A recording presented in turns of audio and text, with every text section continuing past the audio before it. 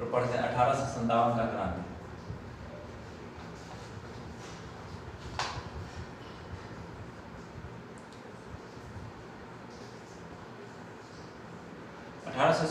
क्रांति के समय में ब्रिटेन का प्रधानमंत्री कौन था?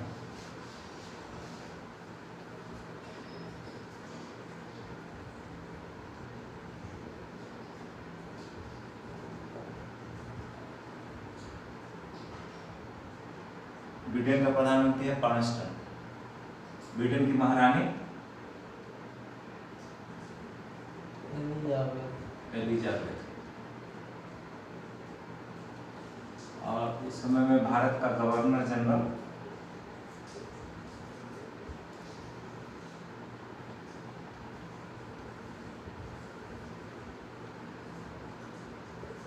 केनिंग।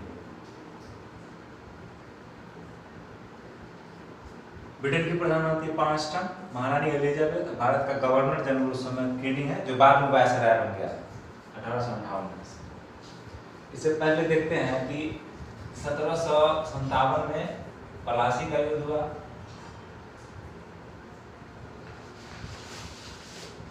1764 में बक्सर का युद्ध और 1765 में इलाहाबाद की संधि।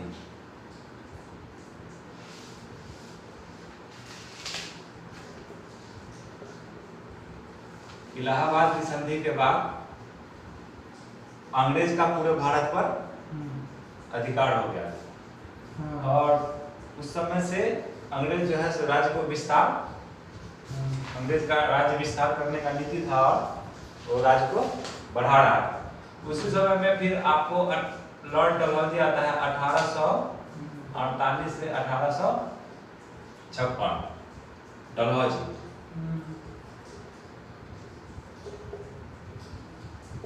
इसका, हालांकि डलहौजी तो बहुत सारा काम इसी के समय में 48 से 56 के समय में 16 अप्रैल 1853 को भारतीय रेल का भी शुरुआत हुआ, पोस्ट ऑफिस का शुरुआत हुआ। लेकिन इसका एक रूल था डॉक्ट्रिन ऑफ लैप्स, राज्य हड़पने की, डॉक्ट्रिन ऑफ लैप्स। और इस नियम के अनुसार जिस राजा को अपना बच्चा नहीं है तो गोद लिया हुआ पुत्र यानी दत्तक पुत्र, ये दत्तक पुत्र मान्य नहीं, दत्तक पुत्र नहीं चलेगा। अगर राजा मर गया, नाबालिग बच्चा भी है उसको, तो वो भी नहीं चलेगा। डॉक्ट्रिन ऑफ लैप्स के हिसाब से ब्रिटिश सरकार वो अपने अंदर उस राज्य को मिला, नाबालिग अगर है तो उस हिसाब से। इस तरह से ये सब बहुत सारे राज्य को ब्रिटिश सरकार हड़प रहा था, जिसमें सबसे पहले किसको हड़पा? सतारा को। डॉक्ट्रिन ऑफ लैप्स के हिसाब से सबसे पहले सतारा को, फिर नागपुर, फिर आपको संबलपुर, इसके बाद झांसी, इस सब को डॉक्ट्रिन ऑफ लैप्स के हिसाब से अंग्रेज सरकार छीन लेता है। उसके बाद 1856 में अवध को भी, अवध का नवाब है वाजिद अली शाह। वाजिद अली शाह और अंग्रेज जो है सो अवध को भी, वाजिद अली शाह उस समय वहां पर राजा है ऑलरेडी, उसका बच्चा भी है, यानी किसी हिसाब से डॉक्ट्रिन ऑफ लैप्स के हिसाब से अवध मतलब सब टेरिटरी फील कर रहा था, फुलफिल कर रहा था। फिर भी अवध को कुशासन के आधार पर बोला कि कुशासन के आधार पर इसको वाजिद अली शाह से छीन लिया। तो जब वाजिद अली शाह से अवध को छीन लिया तो उसके बाद सभी राजा जितना था उसके मन में एक भय होने लगा कि अभी तो ये अवध को छीन लिया है, कुछ और नया नियम लगा के हम लोगों का भी धीरे धीरे छीनेगा अंग्रेज। तो इस सब के मन में, और चूंकि अंग्रेज का जो नीति था एक क्रूर नीति था, तो सबके मन में एक विरोध का भावना था ही। उसी समय 1856 में आपको लॉर्ड केनिंग भारत का गवर्नर जनरल बनता है और भारतीय अंग्रेज सेना में पहले ब्राउन बैस करके बंदूक चलता, ब्राउन बैस, ब्राउन बैस नामक बंदूक चलते रहता है। उसके जगह पर इससे क्या है कि थोड़ा मारने पर, गोली लगने पर भी लोग बचने का चांस ज्यादा है। लेकिन केनिंग आने के बाद ब्राउन बैस के जगह पर नया एनफील्ड राइफल सभी को दे देता है, एनफील्ड राइफल। यानी इसमें जहर लगा हुआ गोली का प्रयोग होता है, जिससे कि अगर किसी को लग जाए तो बचने का चांस बिल्कुल भी कम है।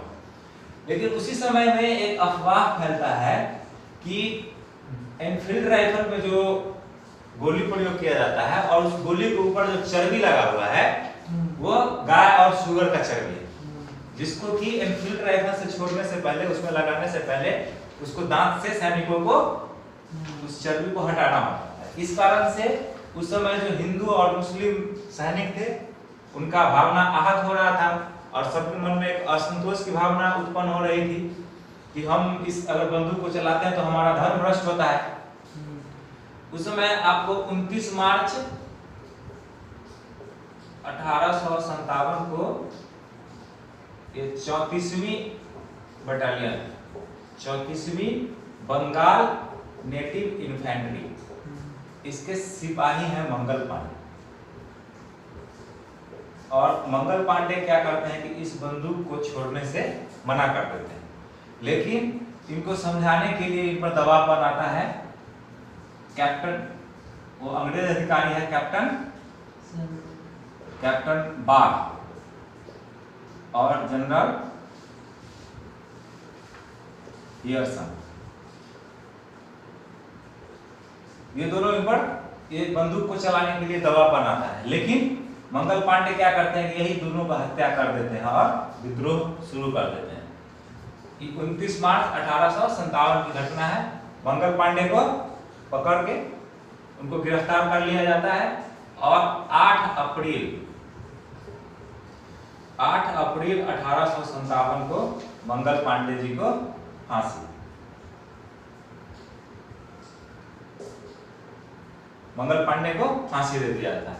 लेकिन अभी जो सैनिक है, इस बंदूक में लगने वाली जो गोली का जो क्राइटेरिया है कि उस गोली के ऊपर के चर्बी को निकाल के और तब चलाना है, इस कारण से अभी जो अंग्रेज के सेना में जितना भी हिंदू या भारतीय सैनिक है उसके मन में, हिंदू और मुस्लिम दोनों भारतीय सैनिक है, उसके मन में एक असंतोष की भावना अंदर ही अंदर पनप रही है।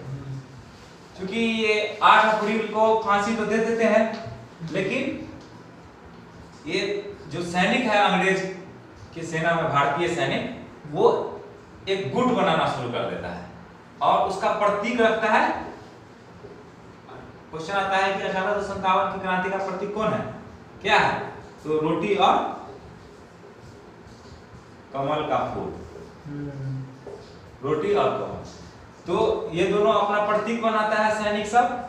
और आप देखिएगा कि डलहौजी जो तोपखाना का मुख्यालय कलकत्ता था, तो कलकत्ता से उसको मेरठ बदल दिया था, कलकत्ता से ले गया था मेरठ तोपखाना, तोपखाना का मुख्यालय। तो मेरठ में एक पैदल सेना का टुकड़ी है, 20 नेटिव इन्फेंट्री करके, वो अचानक 10 मई 1857 को इस तोपखाना पर हमला कर देता है और अंग्रेज सैनिक को मारने के बाद पूरा बंदूक और पूरा तोपखाना, गोला बारूद सभी लूट करके 10 मई 1857 को दिल्ली की तरफ कूच कर जाता है, पैदल ही दिल्ली की तरफ कूच कर जाता है। और ये रात भर पैदल चलने के बाद सभी लूटा हुआ जो सामान है मेरठ से, वो 11 मई 1857 को दिल्ली पहुंचता है। और बहादुर शाह वहां दिल्ली के नवाब हैं अभी, बहादुर शाह द्वितीय, और उनसे मिलता है। क्योंकि बहादुर शाह द्वितीय को भी अंग्रेज का एक लेटर मिल जाता है कि लाल किला में आप हैं, जब तक आप हैं तब तक रहिए, आपका वंशज अब आगे कोई भी नहीं रहेगा, आपके मरने के बाद लाल किला पर अंग्रेज का अधिकार है।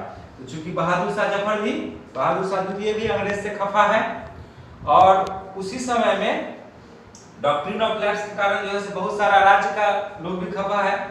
तो ये सभी मेरठ से जो पैदल सेना की टुकड़ी जाती है और बहादुर शाह से मिलने के बाद ये लोग 11 मई 1857 को दिल्ली में विद्रोह कर देते हैं। दिल्ली में विद्रोह, अब जब दिल्ली में विद्रोह होता है तो ये बात पहुंचता है झांसी, ये दिल्ली का विद्रोह। अब झांसी, कानपुर,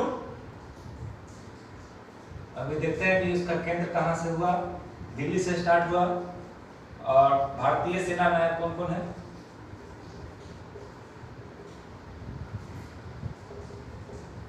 और इधर है दमनकर्ता।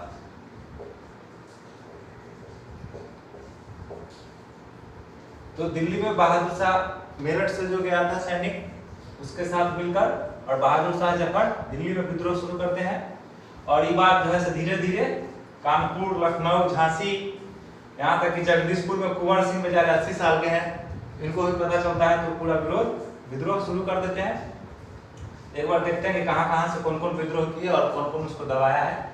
दिल्ली से है बहादुर शाह जफर, और निकलसन शुरू में वहां का सेना, अंग्रेज का सेनाधिकारी रहता है, लेकिन निकलसन मारा जाता है युद्ध में।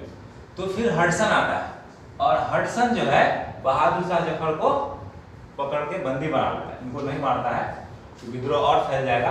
और बहादुर शाह जफर मिलते कहाँ हैं? ये जो है सो हुमायूं के मकबरा में छुपे हुए रहते हैं, और हुमायूं के मकबरा से ही हडसन इनको पकड़ के भेज देता है बर्मा के राजधानी रंगून, उनको उधर ले जाके पार लगा देता है। ये हो गया।